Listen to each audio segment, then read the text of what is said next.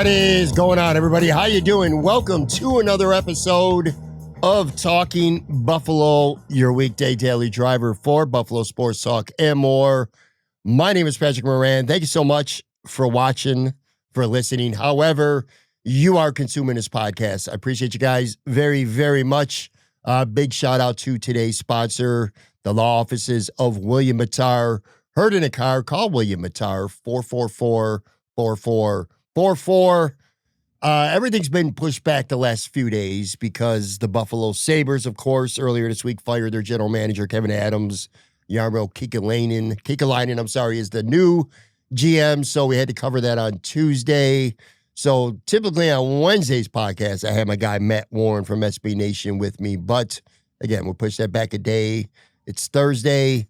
Matt's with me. Thanks for the patience. Hey, a lot of people, and they let me know, Matt, they do not care about the Buffalo Sabres. I did a live show Monday night with Joe Yerdon, a very respected hockey writer, and a lot of fans, and shame on you in the live chat, kind of shitting on him and the Sabres and just the whole format. People forget this isn't really talking Buffalo Bills. It's talking Buffalo, so we do other stuff. But we're back with the Bills today, man. What's going on? How you doing? Yeah, congrats, Sabres fans. I mean, I don't like celebrating people losing their jobs, but it feels like this was a long time coming. And congratulations to the Sabres fans, I guess. We're in the home stretch here before Christmas.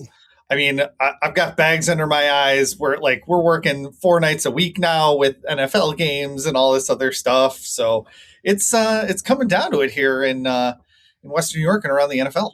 It definitely is. As we're recording this, which, by the way, we're recording this Wednesday morning, so I always got to put that disclaimer on in case something goes down, Bills or Sabres. By the time people are listening to this on Thursday, we are literally 1 week from Christmas. It feels to me like Thanksgiving was 3 days ago, and now here we are a week from Christmas. It's wild.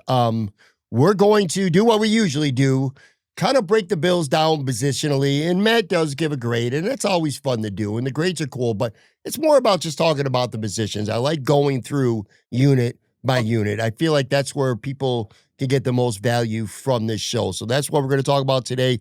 Also going to take a look at the Cleveland Browns. I do want to let everybody know, tomorrow's show, Bills-Browns preview, and I'm going to have Mary Kay Cabot from Cleveland.com, one of my favorite, longtime, most respected beat writers in the entire NFL. I had her on when I first started this show, like in the first year or second year, like 2019. I haven't had her on in 6 years. I reached out to her, and she's down. So I'm excited about that. She'll be a good get. So if you want to learn a lot about the Cleveland Browns, the good, the bad, the ugly of them, we'll talk to somebody who knows better than anyone else. Mary Kay will be on the show with me tomorrow. Before we get into our positional analysis, I have to do this, man. I got to tell you and all of our listeners and viewers of this show, the legend of Fireball John, all right? I got to tell you about this. And some people are like, well, what the hell are you talking about? This is going to directly correlate into the Buffalo Bills winning a Super Bowl this year. Trust me. So, it's a heck of a picture. Kind of bear with me. It is. It's a Halloween costume, actually, but it's really cool. It's my guy. His name is John Lake. We call him now Fireball John. That's his new nickname. So, John, the Buffalo Bills over the last couple weeks, they've been playing really shitty in the first half, okay? And, you always have your superstitions on things that are going to make the team play better. We all have some kind of superstitions. Well, in John's case, it is pretty simple. It's drinking Fireball. And the funny thing about it, if you know him, he's not really a Fireball drinker. John he's more Vodka John. But when it comes to the Bills, he is Fireball John. And what's happened, starting with the Pittsburgh game in the first half, where the Bills played really bad. If you remember that game, they were down 7-3 at the half. The offense couldn't get going. He turned to Fireball. had Fireball door dashed. I don't know many people who get booze door dashed to their house. People could see some of, I pulled it from Facebook, some of the statuses. I'll read a couple for the people listening. But again, this started with the Pittsburgh game, and then it went on to Cincinnati, and then now New England over this past week. And the results kind of speak for themselves. It's working. It is working. And I got to put up a couple of these comments that he put up there. Pittsburgh hates to see me and Fireball coming. What a bunch of fucking losers. This is once he gets going with Fireball after our first half of boring sobriety, I guess. What are a couple other ones here? Hi, God, me again. This might not be the lesson you want me to learn. There's another one. Okay, DoorDash just delivered Fireball. The team needs me. The Fireball can't be stopped. I apologize for the first half. Game on now. So at this point, he's taking accountability for the Bills getting off to slow starts here to start a game. And one more here. I am fucking invincible right now. Fireball, sorry about your luck tomorrow, John. Work's going to suck, but the Bills need us. All right, so this has just been like some of his comments, in-game comments, and I could tell you it's really picked up like amongst friends and stuff. They're like when the Bills are playing bad, he's getting messages right on his Facebook or texts. Where's Fireball John? We need him. We need him. Well, he's been stepping up now for the last few weeks. And I got a friend in Texas who really stepped up for this cause. And he just assured everybody out there that the Bills are going to win the Super Bowl. I'll tell you what he did. He Venmoed me $500 a couple days ago with strict instructions to go to the liquor store and go buy $500 worth of Fireball and deliver it to his doorstep. Wow. 19 bottles later, $487 later, 19 bottles of Fireball showed up at Fireball John's door. So he's committed. He's going to drink when he might not start drinking in the first quarter, but if the Bills aren't playing well, he will do what he has to do to assure the Bills stay the course, that they win these games and ultimately get to the Super Bowl. So for my money, screw Del Reed. It's his 50th birthday, by the way. I love you, Del Reed. Shout out to you, one of the great dudes. Happy birthday, Del. Yeah, happy birthday, Del, but screw you. Screw the Buffalo Hat Lady. Screw the chefs. Screw Bill's Elvis. Screw Pinto Ron. Fireball John is the real Bills fan of the year. A disastrous yet unstoppable force of nature. Fireball John. Let's hope that the DoorDash wasn't an important part of the luck here, because you delivering it may have taken out the DoorDash from the equation. That seems like more Fireball that he's going to need for these last. I don't think you know Fireball John, man. But I do not know Fireball John. It seems like a lot of a Fireball. We're going to build up Fireball John, and I'm telling you, it is funny though, because not serious. That's because we're not being serious. But the Bills have played like shit for 3 times in a row in the first half. And then all of a sudden you look on Facebook and it's like, well, the team needs me. And then, now he's drunk and stupid and hates himself at work the next morning. But we all got to do what we got to do for the Bills to pull out victories. And I've been having this conversation repeatedly pretty much everywhere I go, whether it's a comment section of Buffalo Rumblings, meeting people around town, whatever it is. The Bills are a Rorschach test. They are exactly what you want to see out of them when you watch them. If you want to complain about inconsistency, if you want to complain about the defense, if you want to complain about the offense, you have that in the first half. Then in the second half, if you want to say that the defense is a Super Bowl caliber, you can. If you want to say the offense is Super Bowl caliber, you can. The coaching, whatever. So you can see exactly what you want to see in this team, depending on when you watch them. And, maybe it takes, a couple shots of Fireball to see the good in them. Whatever it takes. You know what? That's a great idea, too. As we get into our positional analysis, everybody out there, if you're watching the show on YouTube, leave a comment. I want to know if you have any Bills or just life superstitions. And if they are, let me know what they are. If you're listening to the show and you don't watch it, you can tweet at me at Patrick Moran TB or send an email, whatever. I'll read some of these off on a future episode. I would love to know people's Bills superstitions. I think we all have some. Do you have any? I do. I've got one. So if the Bills, especially if the Bills are playing poorly in the first half, I'll pop in, 3 or 4 pizza logs and in the oven during halftime, and I'll eat those in the second half. So if it turns it around, I take credit for the Bills' turnaround by saying, hey, I ate pizza logs and they turned it around. And if they don't turn around as they lose, I'm still happy because I ate pizza logs. So Bruce Nolan did a whole episode a few weeks ago with Nate Geary about comfort foods, right? Mm-hmm. And he's like, people have different definition of comfort food. It's just something you don't eat on a consistent basis that you do when you're trying to find comfort. And for me, that is pizza logs. Well, Pizza Log Matt is formidable. I mean, it's not Fireball John, but it is formidable. I would say the one Bills superstition that I kind of have is, so I watch all the games with my wife and my son and his girlfriend.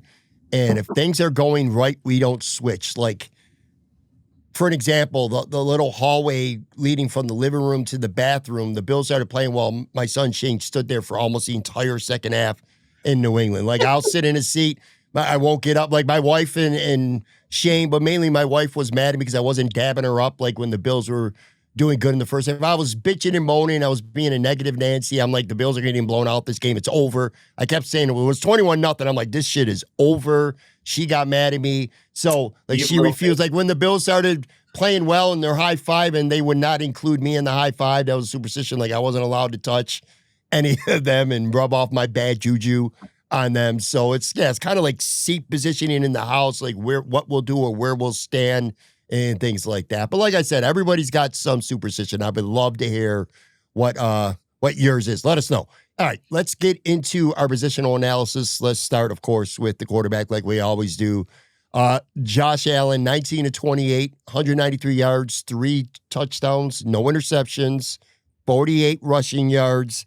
This wasn't the most spectacular stat game, this season for him. I think he only had 35 passing yards in the first half, by the way.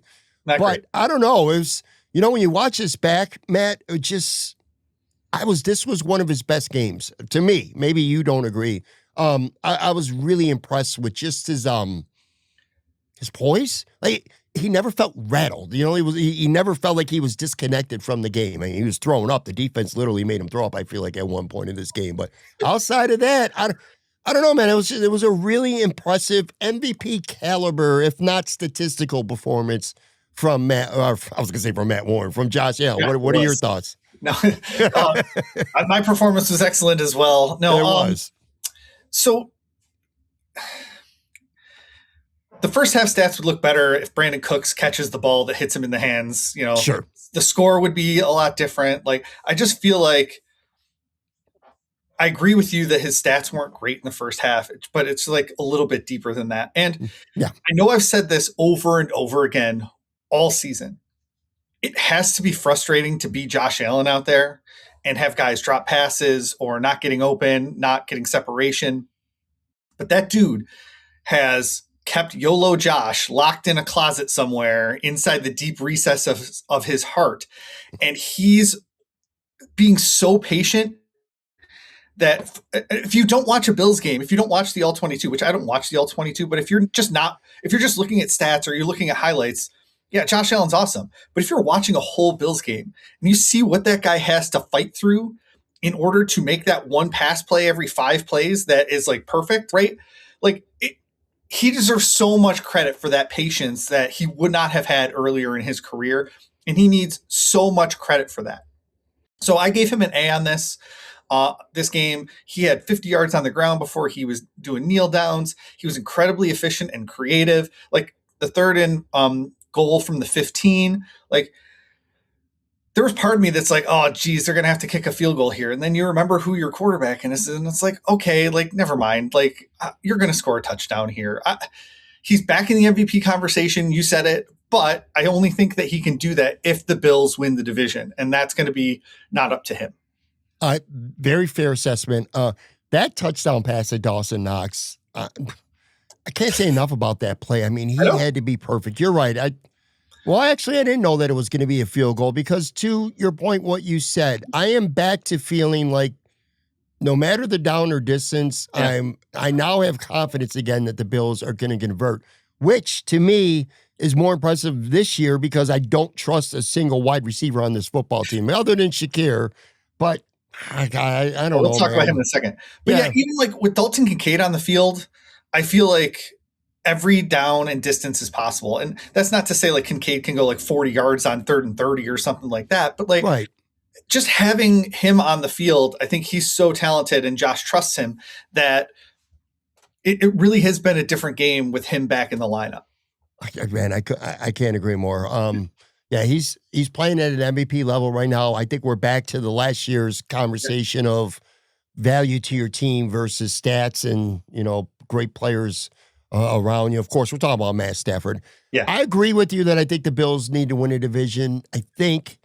I also, though, I think if the Bills finish second in the division and if the Rams finish second in their division, I think Josh Allen can win. And by the way, the Rams finishing second in their division is not out of the equation whatsoever. In fact, people listening to the show tonight, Seattle plays the Rams Thursday Night Football. Seattle wins that game. They're in a great spot. So, oh yeah, I mean, you can have that value conversation. Like, he's got Devontae Adams, he's got Puka Nacua. The Bills have Gabe Davis and Brandon Cooks. Like, I mean, so you can definitely have that conversation. I think that the running games are very similar. Yeah. When you compare the total run games for each team, the offensive lines, everything like that. I think Josh Allen is overcoming a little bit more as far as like play calling goes, as opposed to Sean McVay out there in LA. But one of the reasons Allen won it last year is because he had been overlooked for so long that they felt, I do think voters felt like they had to acknowledge him last year. And Matthew Stafford has never won an MVP. Right. So I do think that there's going to be some sentimentality in there, especially with Josh Allen going for back-to-back MVPs, that Allen would have to be clearly ahead of Stafford. I think in a neck and neck race, it's going to be Stafford. I agree. And if I were being objective and casting a vote today, I would vote for Matt Stafford. That said, there are still 3 games left in the season, so we'll see. All right, running backs. Sounds like a broken record here with James Cook getting 100 scrimmage yards. 22 carries, 107 yards, 3 total touchdowns. Ty Johnson, 4 carries, 13 yards. He did have that key, though, put him away, third down carry that put the game away. Did 3 catches for 15 yards. Ray Davis, 1 catch for 13 yards, who's becoming an invaluable kick returner all of a sudden. That's pretty wild to see that unfold this year. That's one of the bigger surprises to me I've seen all year. We'll talk about that in a few.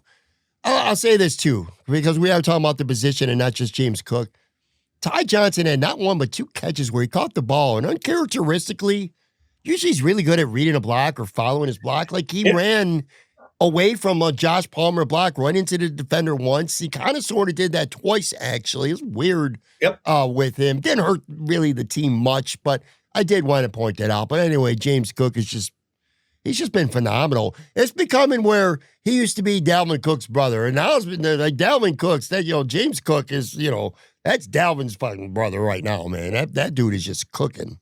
And if he wins the rushing title, it's going to be, even more so. So, I mean, he's right up there, obviously, and the Bills are going to be playing through the end of the season. So there's no reason to think that he won't be right in the mix at the end there. So no knockout punches for the running backs. Like we talk about grading Josh Allen on a curve, but like we're almost getting to that point with James Cook because, he averaged 5 yards per rush. He scored 3 touchdowns, and we're just kind of like, I don't know if there's at any point in the game where like, wow, that was an amazing James Cook play. He just has so many of those like really good 8 to 11 yard plays where he can read the defense and kind of like do the jump cuts and the scoots and pick up positive yardage. And so it's not like we saw across the field with, Henderson going for 50 plus yards, but he has been so efficient all season. And especially in this game, again, patience. We talked about it with Josh Allen. They're taking away the big plays from the Bills offense. So you take what the defense gives you, you get 5 yards per run and score 3 touchdowns. And that's a hell of a game for James Cook. So I gave the running back position an A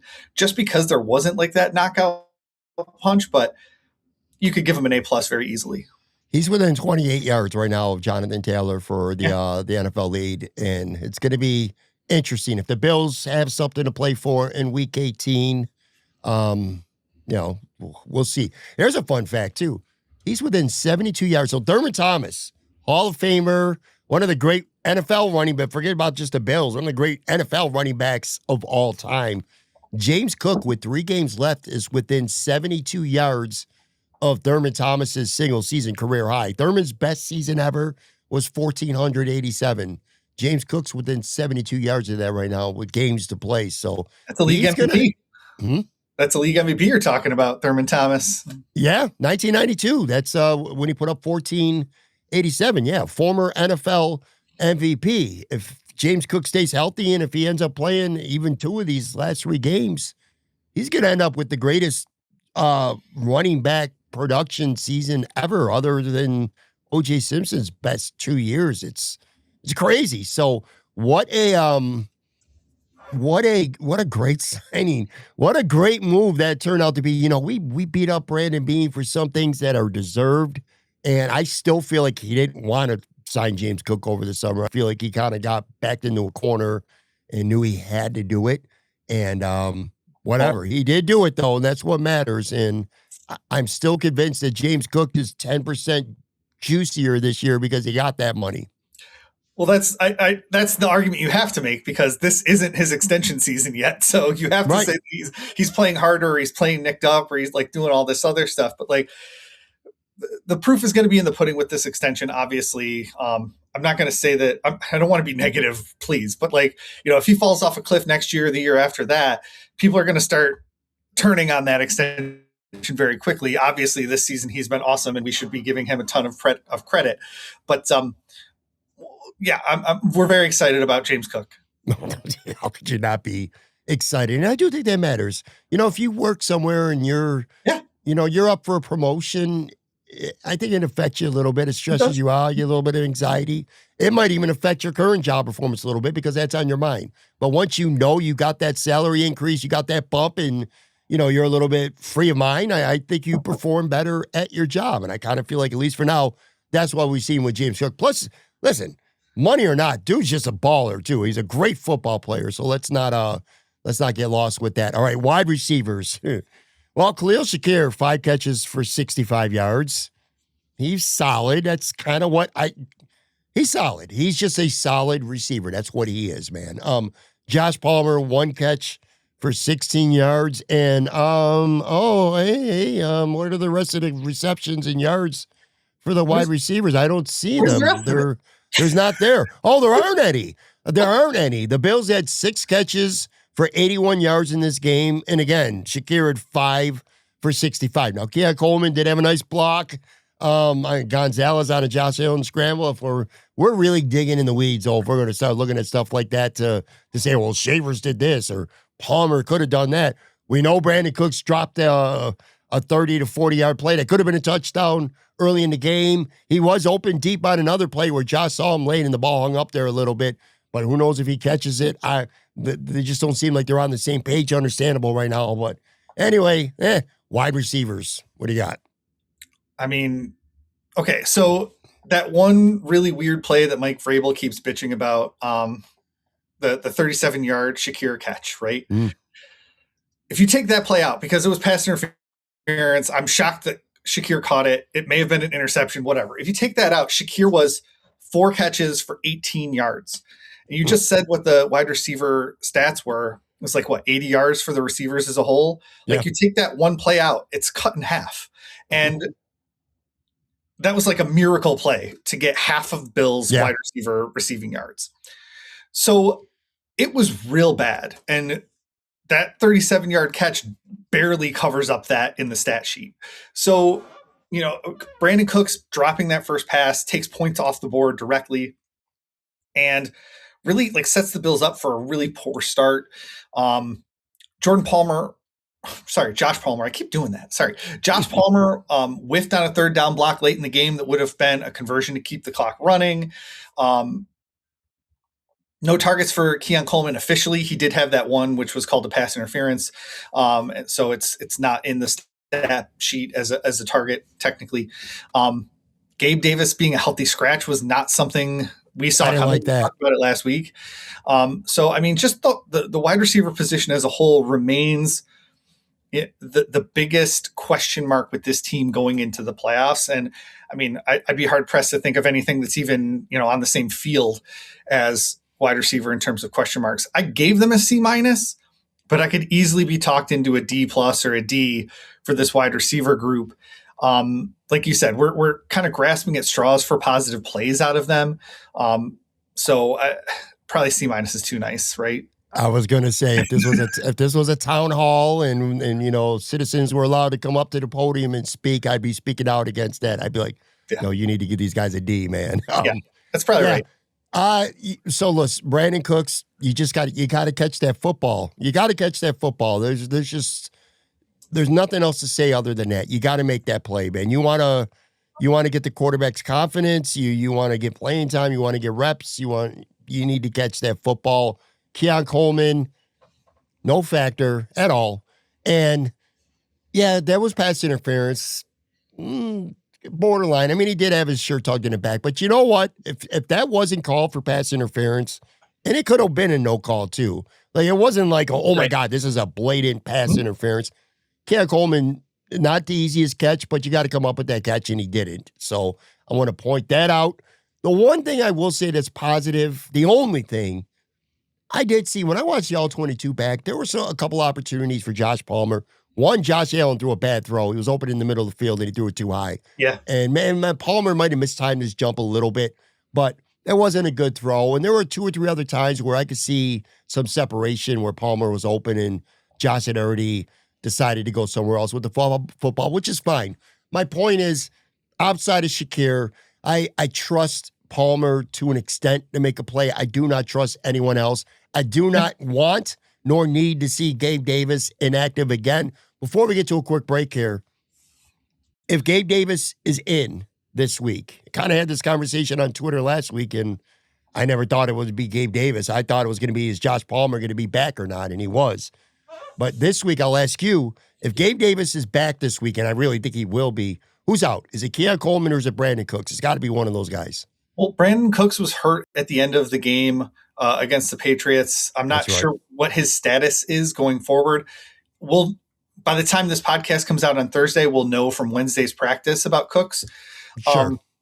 If Cooks is healthy, I think he's in above Coleman. I would love to see Gabe Davis in ahead of Keon Coleman as well. I just think he does all the same things that Coleman does. But there's a trust level there with him that there isn't with Coleman. And so I would rather, but we said that same thing last week, and then Gabe Davis was a healthy scratch. Yeah, I agree.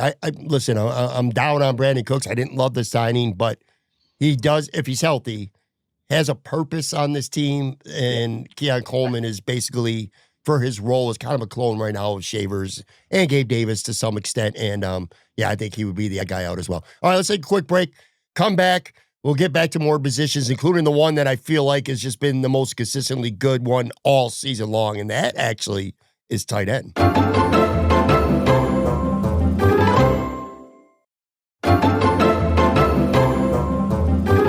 All right, back here talking Buffalo, presented by Fireball John. Oh, no, not Fireball John. My bad. By William Matar. Heard in the car. Call William Matar. 444-4444. Matt, the tight ends this season, I mean, holy shit, dude. They've just been a source of strength on this team. A good week for Dawson Knox. A father, he becomes a dad, which is awesome. And then he goes out on Sunday, 3 catches, 37 yards, 2 touchdowns. Kincaid, limited action, 3 catches, 34 yards. Jackson Hawes has a catch for 9 yards. But again, 2 more touchdowns from the tight ends. They got 11 on the season now, which, by the way, their wide receivers have 10. So they've caught more touchdowns.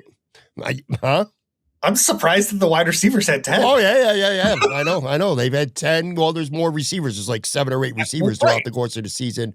Joe from Queens and I were talking, and he has some really stupid takes. And one of his dumbest takes is you don't want to give Dawson Knox credit. Like, he's been fine. He's been okay because he gets the big contract or whatever, which ain't his fault.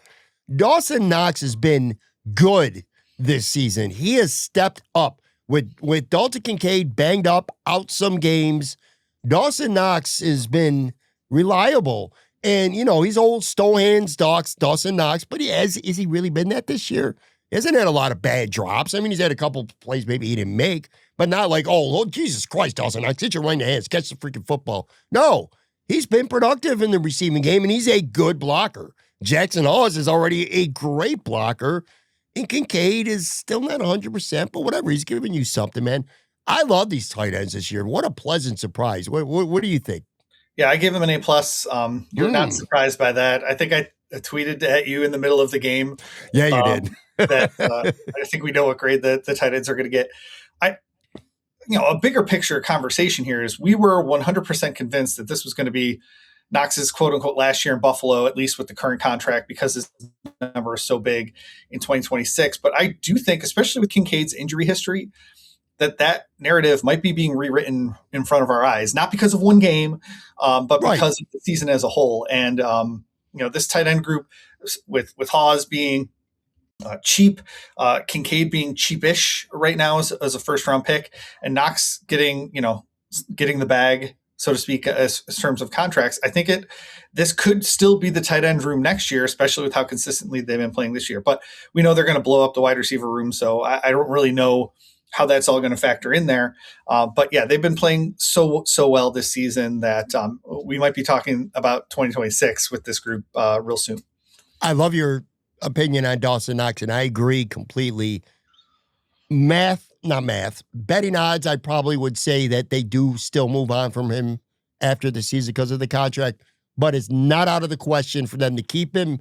Maybe they redo his deal. The tight ends are a source of strength. Maybe this might be dependent on if Joe Brady is back next year too, because the tight ends are an important part of his offense. Yeah, they're going to go get a receiver. They better go get a receiver in the offseason. But I don't know if that's going to completely change their the way they run this offense, where the running backs and tight ends are significant parts of the offense in the passing game as well. And Jackson Hawes being so cheap, and you brought up a great point. Dalton Kincaid, I don't think you count on him for 17 games. So having somebody like Dawson Knox, if you could find a way, maybe you got to get his cap number down. I know they did that last year with him. I don't know how that would work. I'm not a capologist. All I'm saying is I am not ready to completely dismiss the possibility that Dawson Knox is back next year. And whether he is or whether he isn't, he's earning his keep right now this year. I think he's been fantastic. Yeah, absolutely. And if the Bills go out and get a established free agent or trade for a wide receiver that has a hefty contract, it's a different conversation than if they draft a guy in, say, the first round and then another one in the fourth round and try to rework their wide receiver room that way. If you do the draft route, you have the financial capability to keep Dawson Knox, give him a 1-year extension, and rework that cap number.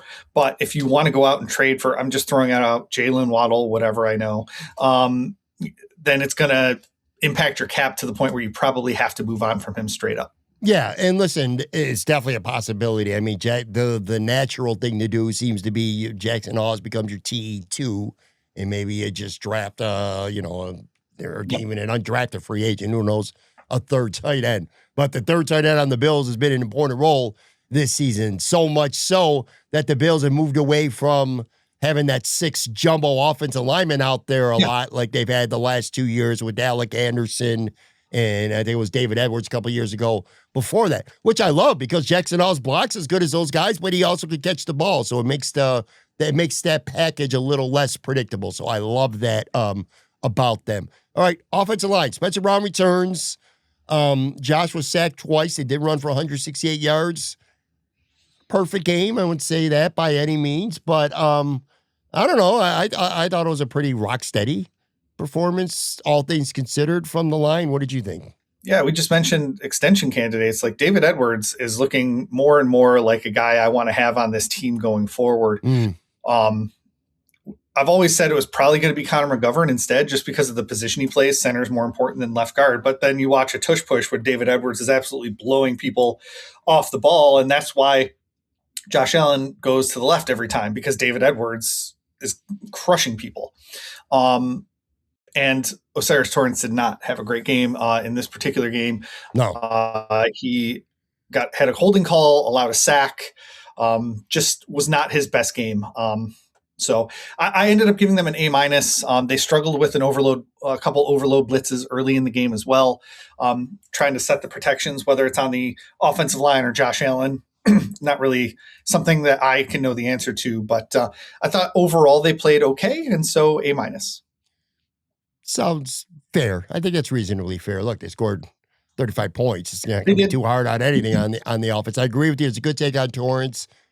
It's going to be interesting this offseason because I feel like between Edwards and McGovern, one of them stays. They'll sign one of them. I don't think they get them both back because you have Van Pran Granger, you have Alec Anderson, so you got cheap, developed labor that you could plug in, but I do think they keep one of them. Plus, you're going to have a decision to make. I know Cyrus Torrance, he's going to be, if you're going to give him an extension, the way the Bills have done it is before going into that last year. So this offseason could be telling with him. And we haven't seen, like you mentioned, a bunch of players that we haven't seen on the field. And so, like, we don't know what Cedric Van Pangrager has looked like in practice or whether the Bills would feel comfortable putting him on the field. When, David Edwards took over at left guard, we had seen him as that sixth offensive lineman. When Connor McGovern slid over to center, we had seen him, obviously playing guard. So, like, they've been developing these guys. So, like, in theory, you would think, Alec Anderson would just slot in or something, to one of those positions. But we haven't seen them, like, add someone from the outside since McGovern. Let me ask you this real quick. He hasn't played this year. Hopefully he doesn't, because if he does, that means injuries are definitely a factor. But Tylan Grable, are you a little surprised that they ended up opening the practice window for him? Because right now, he's taken up a roster spot, and I mean, he's the eighth lineman. I don't know, man, whether it's an extra receiver or Hardman might be back. We'll talk about him a little bit. I got a thought on him with special teams, but like they only played with 4 linebackers in this game. They're short somewhere else because they're keeping that offensive lineman, and they open up that window with Grable. I almost feel like if he wasn't going to play, shouldn't you have just left him on IR and used that spot somewhere else? They wanted to. That's why he was on IR well after he cleared concussion protocols. They wanted to stash him. But when Spencer Brown and Deion Dawkins were both hurt, that's a good point. They pulled him up for depth. That's the only reason he came off IR. So was I surprised that they activated him? No, based on the injury situation. But looking back like 3 weeks ago before those injuries, I would have been surprised that they activated him. So that makes sense. You're right.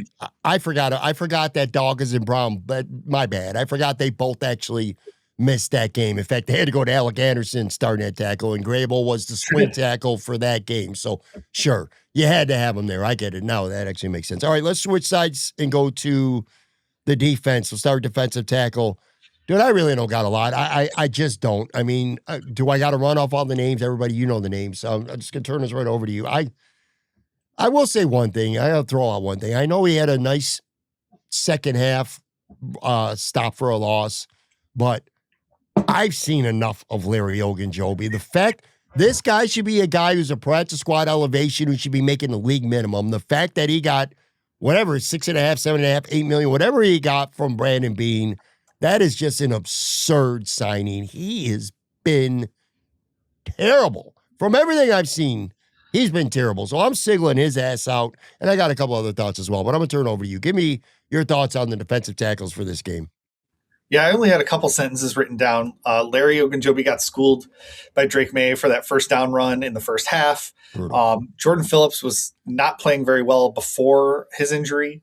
That's it. That was it. That's all I had written down. So I gave them a C-, probably again, too nice. I thought that the 2 long runs weren't really the defensive tackle's fault. So I gave them a pass on that. And I think the rest of the run game and like defensive game was fine outside of, a couple weird plays. So like, I'm not throwing a lot at the feet of the defensive tackles in this game. So I thought C- was fair. It is. 2 things. The rookies, the second round rookie, TJ Sanders, played 1 snap at tackle. All the rest of his reps were at edge this game. That is so not ideal, and it's not his fault. Injuries are dictating that. Number 2, Deion Walker. Look, I'm not going to sit here and say Deion Walker was awful in this game. He wasn't awful, but I am starting to get a little concerned that he's hit somewhat of a rookie wall. He's not the impactful player that he was a little bit earlier in the season, and I can understand to an extent. Again, he's playing a lot more than I think we expected to. He was a guy that was going to be brought along slowly, kind of load management, and he's playing a lot, and he's playing an important role, and for the most part, he's been good. But I get concerned a little bit that he's wearing down, and I think his play reflected that in this game. In fact, I think he had like a 30.3 snap percentage for this game, which was his lowest since early in the season. So I don't know, man. It was just there's not a lot you could do about it, though. You just got to hope that he kind of gets a second win Mhm. and gets going a little bit more because they need him to be, well, at least in the playoffs. And look, hopefully Ed Oliver will be back. And I like the thought of Ed Oliver alongside him. DeQuan Jones is old, man. He's 32 years old. And I don't know what my expectations should be for him at this point. But you're right. They weren't good, but they weren't good detrimental to the defense either in this game. Edge rushers. Joey Bosa returns after 1 week, which I'm telling you is a big surprise. I said it on the show. I had a good authority. The expectation for Joey Bosa was that he was going to be out. They were going to be careful with him, and he was not going to be back before Christmas. Well, he only missed one game, and he wasn't awesome in this game, so to speak, but he had a big play. Joey Bosa's a big play guy. He's a guy who's getting you big plays. He doesn't have to be consistently good drive after drive, and he's not. But he makes plays, and he got that deflection at the end of the game, that fourth down play. That was the last play of the game for the defense, so props to him for that. Greg Rizzo, I thought he played well. And look, we can argue, and we will, not you and I necessarily, but just everybody for the next 2 to 3 years, 4 years maybe. Is this guy worth the money? What does he do? Well, he had a sack in this game. He had a tackle for a loss. He set the edge well.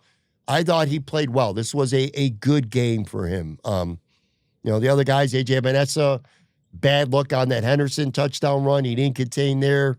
Didn't really do too much in this game. T.J. Sanders is just not playing a position that he's accustomed to. So I really can't hold that against him. But what do you got for edge? Yeah, would it surprise you at all? I have a question. Would it surprise you at all if Bosa sits out a bunch of practices this week, maybe even sits out the game against the Cleveland Browns this week? No. I would say if you're going to do that with him, maybe, even though Philly's a much better team, the Cleveland game's more important than the Philly game, I feel like, in terms of standings. Well, I guess that depends on what New England does against Baltimore.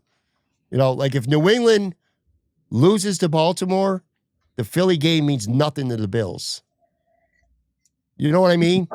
I know what you mean, but it wouldn't surprise me to like with that load management piece that we talked about, that the Patriots game was so important that he came back for that, even if he knew he was going to take a little bit of a setback this week and potentially even miss this game against the Browns.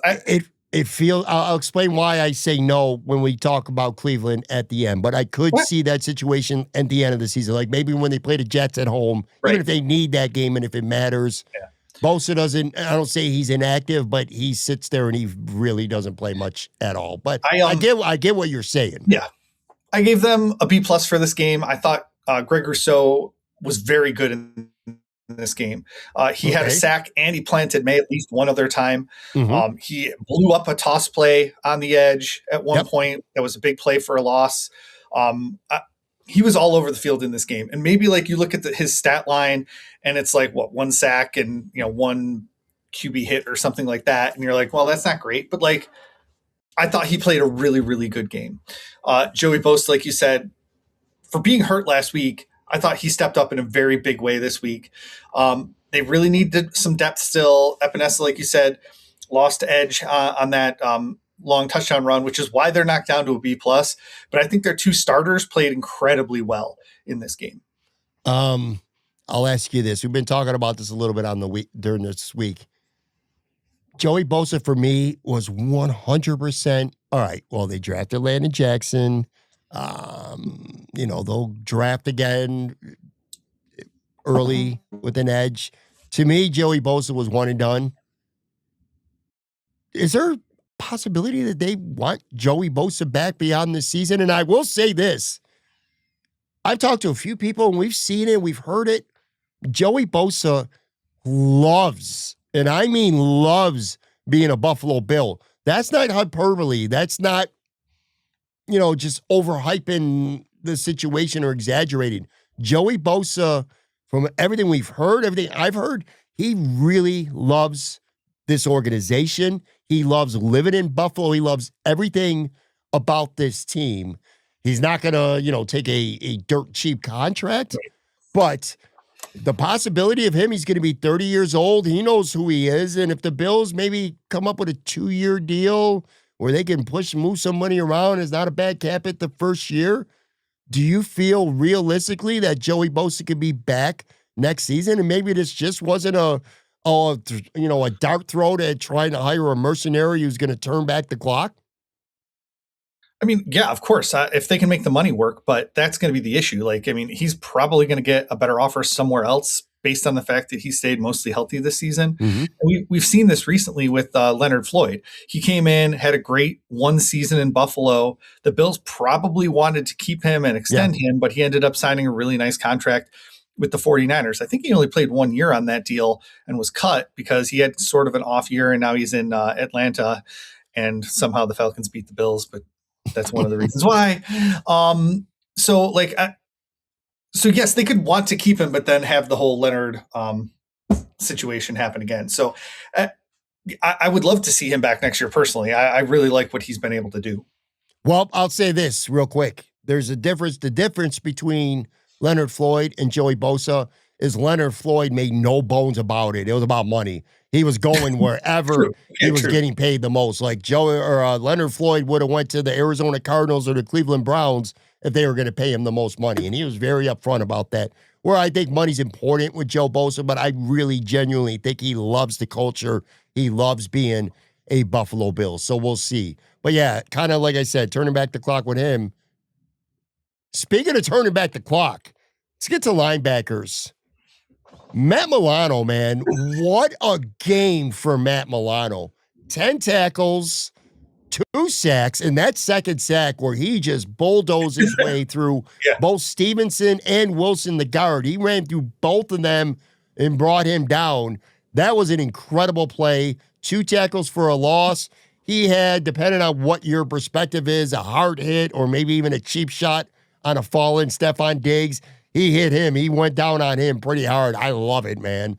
Matt Milano, this was easily his best game of the season. Matt Milano has played really good now for at least the last 2 weeks. And I don't know, maybe he's 100% fully healthy and he wasn't earlier in the season and we didn't know that. But this does not look like the Matt Milano that we've seen for most of the season. I'm not saying this is quite 2022 All-Pro Matt Milano, but it's pretty damn close. Well, at least this game, he sure looked like an All-Pro caliber player.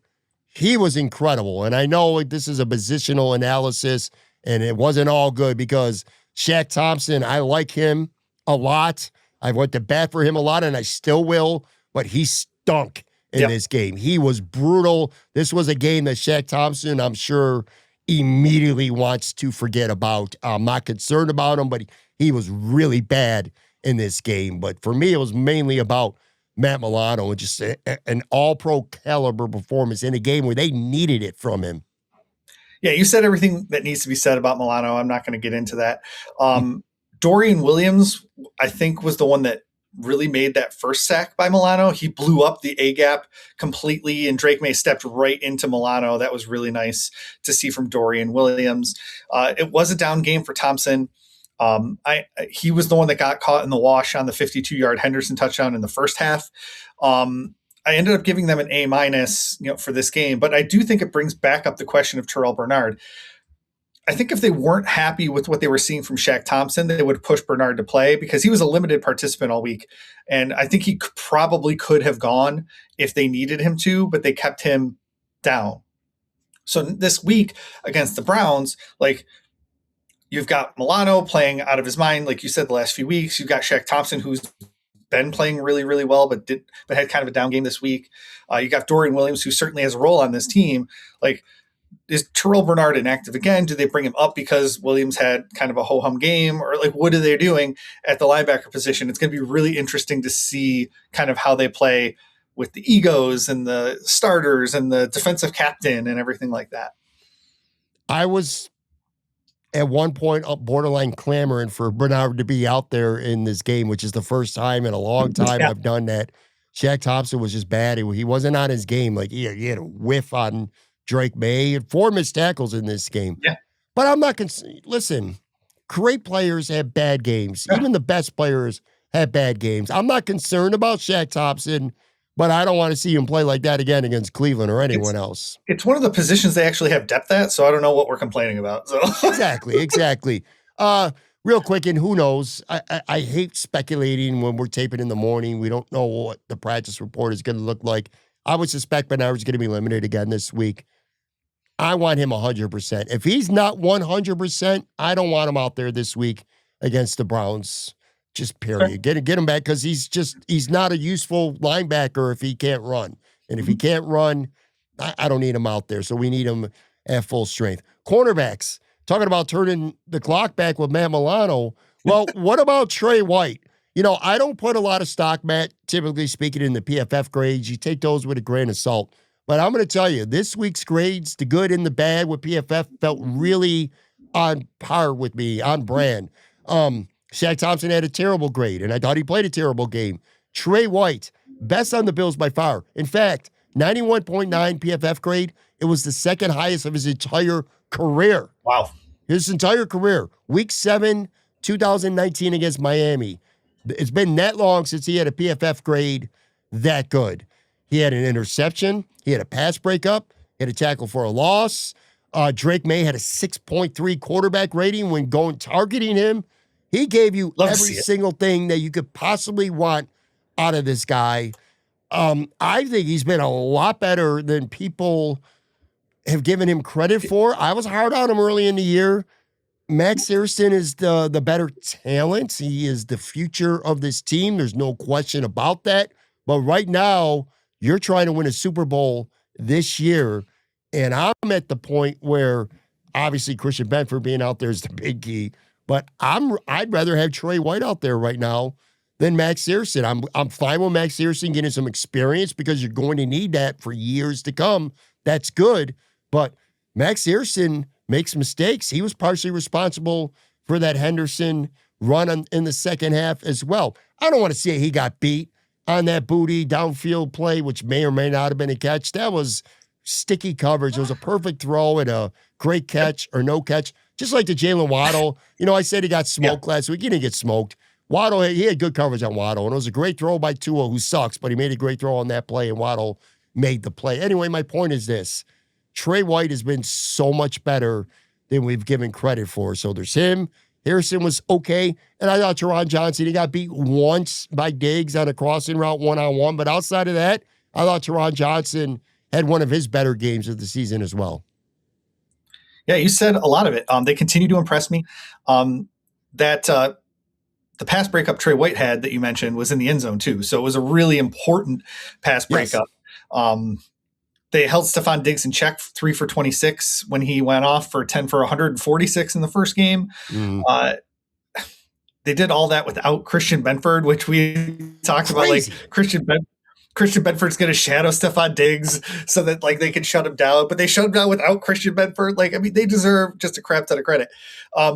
This is no disrespect to Mac Hollins because, we liked Mac Hollins. We wanted him back. But if he's like the number one receiving option for a team, they're probably not doing so hot in the passing game. And that's what happened in this game. So I really, Booty only had that one catch that was kind of controversial right in the beginning of the game. I gave them an A overall just because of that Max Harrison lose and contain on the 65-yard touchdown in the fourth quarter that really could have been disastrous for the Bills. But they played really, really well on the whole. Dane Jackson, just throwing it out there, only had 5 special team snaps in his 2025 debut. Good. Yeah, right. Good. Stay that way. That's good. To talk about the corners, if I would have foresaw before the game, I'm like, all right, well, they're going to be playing without Christian Benford, who was a late week injury too. So they weren't even, it's not like they were prepared all week for him not being out there. They didn't know. Like, he was a true questionable game time decision all the way up until late Saturday, early Sunday. To give them an A, and I agree with you, that just speaks volumes about the job that they did. That's really cool. Safeties. What do you think? Jordan Poyer dropped an interception. I know that. But outside of that, what do you think? So we keep talking about the safeties leading the team in tackles every week, and that's kind of like Rocky. This week, they didn't lead the team in tackles, so that's a good thing. Milano and Harrison were ahead of Turan, Bishop, and Poyer. So again, that's a good thing. Poyer did drop that interception, but I believe that was the same drive that Trey White picked it off. So like no harm, no foul. I tweeted it out or skeeted it out on Blue Sky. Like that's why Jordan Poyer is a safety and not a wide receiver. It was just not a great look. I gave them an A. I thought they did really, really well. You can't look at what the Patriots were able to do with Booty and Stephon Diggs and not give the entire secondary some credit for that. Dan Orlovsky, I think, did a really nice job breaking that down on Twitter, because now apparently he's allowed to do video stuff on Twitter again, which got shut down for a couple weeks, couple months. But he showed how the Bills secondary was Rolodexing. So it was like changing their coverages on every single play to keep Drake May confused. And they just, both cornerbacks and safeties deserve a ton of credit. So they both get A's from me. And I would also say, this is also part linebackers and Teron Johnson, but Hunter Henry only had one catch in this game. And I was very, very concerned about him coming in. And I know that Bishop and Poyer spent some time, being around him as well. So yeah, it was a good job for the safeties. Some days when you don't hear the safeties' names much, that's a good thing. And I feel like this was one of them.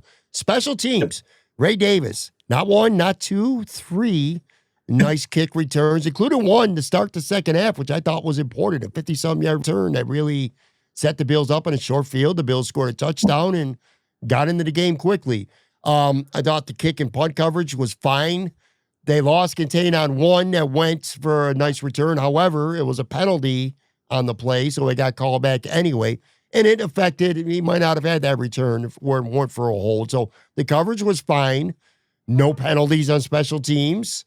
No missed kicks from Prater, who's hurt, of course, now. We just found that out earlier this week. Quad injury. Michael Bagley they signed this week. Anyway, no missed kicks for him. 3 of 4 of Mitch Wisnowski's punts went inside the 20. This was a really good special teams game, I feel like, for the Bills. Yeah, and I missed that Ray Davis kickoff return to start the second half because I was getting my pizza logs. So just throw that out there from earlier. So I had to watch the replay. I rewound it and watched it. Yeah, he's leading the league in punt return average. I mean, tell me you would have saw that coming heading into the season. I do want to talk about Wisnowski because the Bills did not set him up for success, but he had success anyway. They punted from the Patriots 44 and the Patriots 41 in this game. And so for him to average 40 and a half yards per punt and put 3 inside the 20, the 3 inside the 20 makes sense. No touchbacks. That was good. And then the 40.5 yards per punt average when he's punting from the 44 and the 41 twice is really great. So he had a great game, especially when you look at like past the box score. Got to have it at the end of the game. He booms a 50-yarder for a net 47-yard punt when the Bills are trying to pin the Patriots back and win on defense. So Wisnowski deserves a ton of credit for this game. We don't often talk about punters, but he had probably his best game of the season, and that was great. I do like the little nifty Shakir punt return that he had too. So I gave them an A+ on this game, which does not happen often. I can't disagree. There's none I could really say against. Getting excited about punters, Pat. It must be December. I am. So Mecole Hardman may be back this week. We'll see. I hope he is. I cannot stand Khalil Shakir being back there returning punts, man. I don't know how that affects the roster, though. I think it depends on the defensive line injury situation, because they might need that roster spot still instead of activating Hardman. They might need it on the defensive line with, whether it's Phillips banged up or whatever the hell's happening at defensive end. I don't even know. Yeah, we'll see. We'll see how it plays out. But yeah, great game for special teams. All right, so I hogged the microphone when it came to linebackers and corners. I rambled on forever. So we're going to go coaching, and I'm going to let you just shoot right. Like, what did you see from coaching? I'll chime in after, but we'll go to coaching with you. Yeah, I thought they made good adjustments on both sides of the ball. It's hard for me to blame them for the 2 long rushing touchdowns when I know it was so clearly the players just screwing up and getting sucked inside and not having the edge on contain. And it's also hard for them to blame the coaches for the missed blocks and Cooks not catching the ball on offense which we saw, like we already talked about, Josh Palmer missing block and things like that. So there were probably a couple third down play calls that Joe Brady wants back. There was I think 3rd and 15 that ended up going to Shakir for 8 or whatever, and then the Bills punted. There's a couple he probably wants back, but I thought a few of those 4th down decisions McDermott made, especially, we're punting from the 44 and the 41, probably borderline, but I think overall it was a good day for the coaches. I gave them an A-. Sounds reasonable to me. Here's the things I'll add. I thought McDermott had a bad first half, kind of shriveled up a little bit between the punts, between not challenging the booty catch, which kind of mattered. It did. And here's the bigger thing, too.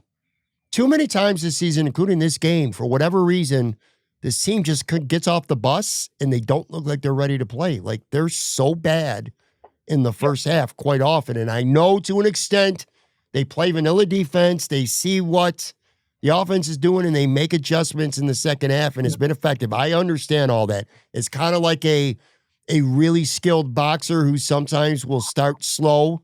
He wants to see what his opponent has, and then he'll start to make adjustments and take over the fight in the later rounds. I get that. But just like with boxing, one of these weeks, you take off those rounds, you don't figure it out in time, and that boxer gets so far ahead in points, you got to have a knockout. It's the only way you're going to win that fight. And that's what's happened at least a couple times this season. 100%. So that concerns me, where I'll give him credit for, and he deserves credit for this too. And I've talked about it, in fact, on the show just yesterday. This team, we might be panicked. We might not have confidence. I thought this game was over. Yeah. This is a confident team. This is a poised team. This team, the moment doesn't feel too big for them, even if it feels too big for us. They never quit, and that is a credit to their coach. 24/7 down at the half, and on the road against a hungry football team that was ready to take your crown in front of their home fans, the T-shirt and cap game that a lot of people were talking about. And Sean McDermott just keeps his team steady, and then they take over, and they do make adjustments in the second half, and they do work quite often. So he deserves credit for that. And the other thing I'll add about Joe Brady, and I agree, a couple of those a couple of them pissed me off. But when you watch the All-22 and you look at the running game, what you know what you didn't see this week? Outside pitches, outside spills, counters, slow misdirection type plays, because New England has really good physical corners who are run fits, and they're really good against the run. They were not messing around with the perimeter. The majority of James Cook's carries straight up through the middle of the field, especially between the right guard and the right tackle. They were not messing around. They were like basically basic halfback dive plays, but they were working. They were effective, and the Bills weren't messing around. So I thought the running game design between between Brady, Cromer, I thought it was really, really well done for this game. So big props. What did you say, an A? A-. And both of the teams that they faced the last 2 weeks and been down against early, the Bengals were coming off the Thursday night the previous week, so they had a couple days of extra rest and prep time. Sure. And the Patriots are coming off a bye, so they had a lot of prep time to get ready for this game too. And so it kind of looked that way in the first half, where they were like really, really prepared and spry. They were just like rested, and the Bills weren't. And so again, just another thing to put on the coaches that they were able to turn it around. Let's spend the last few minutes here talking about their next opponent, the Cleveland Browns. They're 3-11. Okay. Now, again, I'm scheduled to have anyway, Mary Kay Cabot on tomorrow, and I'm excited about that. I'm pretty sure she won't say this, so I will. Shedeur Sanders is booty cheeks. That's what he is. I know he had a good game. 5 touchdowns, 6 interceptions this year. He's been sacked 13 times already. He's got like a 52% completion percentage. Doesn't have a lot around him. I am not a Shedeur Sanders believer. I think this hype is ridiculous right now. It's polarizing. I get it. I do. And it's going to be fun. It's going to be fun on Sunday, because if the Bills dominate him, it'll be fun. If he plays well against the Bills, It won't be fun for Bills fans, but for the rest of the league, for analysts going against the Bills and having a good game, it'll be fun. But anyway, he's been pretty lousy. But he did have 364 yards and 3 touchdowns, albeit against the Titans a couple weeks ago. I feel like the real Shedeur Sanders showed up last week against the Bears. He was sacked 5 times. He threw 3 interceptions. He was just brutal in that game. But Jenkins scares me, the running back. He's a hard runner. Like 805 rushing yards. If I'm Cleveland, I'm running him until he can't run anymore against his Bills. You know what they got on defense? 21 and a half sacks. He's what, 1.5 away from the record, Matt? Is that what it is? 1.5? He might somewhere get that. in there. Yeah. He might get that, man. He might get that. Carson Schweizinger is a nice young linebacker. I don't know. What do you make with the Browns? I'm going to be careful, though, because sometimes we do this with shitty teams and we know what happens. But what do you think? I was talking to our Browns blogger this week, and he's like, if you just let Myles Garrett sack Josh Allen a couple times at the beginning of the game, he'll stop playing the rest of the game. That'll be fine. Like, well, might be a strategy they want to consider. No, the fact that the Browns are so terrible on offense, but their defensive numbers are so great is just a testament to really how great their defense is. They're third in yards allowed on defense, despite the offense giving the ball back over and over over again. So they are very, very good against the pass in particular. They held Joe Burrow to under 100 passing yards in week 1. They've held a lot of really good passing teams in check. You're talking about Kyle Shanahan's 49ers only had 161 passing yards against them. The Jets, which obviously they suck, but they had 42 passing yards against the Browns. Like, we've seen teams like this give the Bills trouble in the past. We saw it with the Falcons and their pass rush. We obviously saw it with the Texans and their pass rush. The Bills are going to have a problem in this game, I think, and they're going to get frustrated. They're not going to be able to move the ball the way they want to. Hopefully it's a big James Cook game, in my opinion. You're going to see some screens, which obviously with the Bills, you're going to see a lot of screens, but you're going to try to take those pass rushers out of the game. There's chances for the Bills to do good things here, but it really does feel like it's going to be harder than just looking at records would indicate. Very fair. And again, the Bills there's a couple games that come to mind. Obviously, the Jacksonville road game a couple years ago comes to mind. The Houston game, to an extent, comes to mind earlier this season. Look, Houston's offense is better than Cleveland's offense, but let's not forget C.J. Stroud wasn't quarterback in that game. It was Davis Mills. And it didn't matter because the Houston defense just dominated the Bills. So there's always that concern. I will say one other factor, too. I didn't mention him. That rookie tight end, Fannin, from the University of Miami, he's a beast. I mean, Dalton Kincaid's really good. This dude's got 66 catches for 667 yards and 4 touchdowns this year. He's far and away their best weapon in the passing game. But, again, they scored 3 points last week. 2 weeks ago at home against Frisco, they scored 8 points. So even with these guys and some names, they're no offensive juggernaut as well. For the Bills, it would be... And this is why I go back to, well, you don't play Bernard if he's or maybe you sit Bosa this week. You don't play Benford. Be careful doing that shit, man, because next thing you know, you're in a dogfight against a team that, hey, man, they got nothing to lose. I'll say that. They got nothing to lose. So, I don't know, man. I mean, I'm not going to sit here and say I think Cleveland's going to win the game or that I don't feel confident for the Bills, but this is a be careful game. Is that the right term to say? Be careful? Yeah, I think that's very fair. I keep bringing it up. Like, the 2 games that the Bills have really struggled in were against great pass rushes, and this team has a great pass rush. Do you think, as we get out of here now, do you think Myles Garrett breaks the record? Do you think he gets 1.5 sacks? Ooh. In this game? Yeah. Yeah, I'll say it. Yeah. Me too. They don't play the Browns a ton, so we don't have a ton of Myles Garrett trying to sack Josh Allen. I think he wants to add like more of like I don't know, the crowning achievement things, and like if he can wrestle down Josh Allen in the open field, you know, like crap like that, like matters to guys like Myles Garrett. I'm gonna predict he gets 1, that he doesn't get it. He needs 1.5. I predict he only gets 1. and I predict he's going to have an opportunity to get one, but Josh Allen is going to get away from him. I'll say this, though. Josh Allen gets away from most dudes.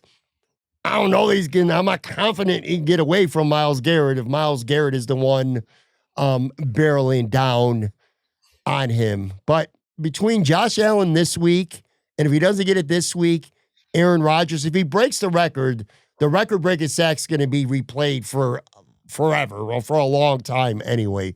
So to have it against either Josh Allen or Aaron Rodgers next week, either or. But Aaron Rodgers is a statue, so that's why I'm saying if he don't get it this week, I'll bet the house he gets it next week against Aaron Rodgers is slow ass. Last thing, too. Man, you look at his defense, and I don't know how realistic it was, but let's kind of rewind to last February, March, the trade rumors. Can you imagine if the Buffalo Bills, even if they had to give up whatever, I don't know, 2-3 first rounders, whatever, can you imagine his defense right now with Myles Garrett on the Bills defense? Holy shit. Well, it would probably be Myles Garrett instead of Joey Bosa. So let's just at least have that conversation. They would still, well, yeah, obviously a lot better as far as like your top level. They still would have problems with their depth at defensive end, and they still would have the same issues at defensive tackle. Obviously, there's butterfly effect involved and all this other stuff. But yes, Myles Garrett would be better than Joey Bosa in this scenario. I don't think anyone's going to argue that Myles Garrett on this defense would be really fun to watch. Oh, my God. It would be fun to watch. But anyway. All right. So we'll put a wrap on this for today. Just go win the game. Win the game. And people think the New England-Baltimore game. All right. Actually, you know what? Something just popped in my mind. So now I lied. We're not out here because now I do have a question for you. And this is maybe not as easy as some people would think. New England plays Baltimore Sunday night. Let's assume the Bills beat Cleveland, okay? We got to make that assumption. Who are you rooting for in that game Sunday? Because I don't think it's as quite and dry as some people think it is right now. It's not. And especially if you don't want to see the Ravens in the playoffs and you want to see the Steelers instead, because that's really the dichotomy here. If neither the Steelers and Ravens can't make the wild card, so one of them is going to be the AFC North champion, and one of them is going to be out of the playoffs completely. The Steelers can still win that division if the Ravens beat the Patriots. And so I probably end up still rooting for the Ravens to beat the Patriots in that game. But I don't want to see the Ravens in the postseason, if I'm being honest. So I think it would be an easier path to the Super Bowl if Baltimore's not in the playoffs. If people are wondering, like, what would be the benefit of Baltimore beating New England, the only real one, besides the fact that, Baltimore beating New England would mean that the Bills could afford to lose against Philly. They still have to beat Cleveland, they still have to beat the Jets, and they still need New England to lose against either the Jets or Miami. But if Baltimore were to beat New England, the Philadelphia game becomes essentially, I don't want to say meaningless, because the 2 seed could still be in play. You know what I mean? If you win the division. So I'm not going to say it doesn't matter, sit your starters. But they could lose against Philly and still have a chance to win the division if Baltimore beats New England. But to your point, if you really want to try to eliminate Baltimore from the equation, Baltimore losing to New England would be the play.